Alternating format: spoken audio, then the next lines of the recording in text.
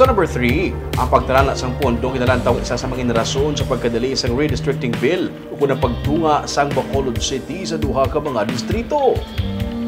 Ginapaabot ni Congressman Greg Casataya ang mga desisyon sa liderato sa Kongreso angon sa ginalauman nga pagpatigayon sa budget deliberation angon sa ginaduso nga redistricting bill nga magatunga sa Bacolod sa duha ka mga distrito.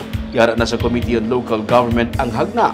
Pahayag ni Casataya, may malapit sa 30 ka mga bill angon sa redistricting ang na-file sa Kongreso. Gani mangin palaligban diri ang pagtalana sang nagakaigo nga pondo para sa naduso niya nga hagna.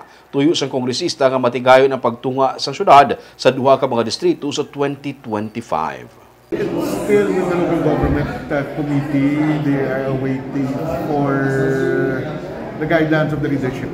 And then, ang issue is about budget.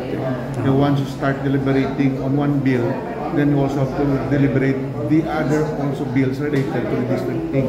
And I think there are about more than 20 or 30, close to 30 na nag-file for redistricting. So ang pundo nga kinanglanon for it is quite huge.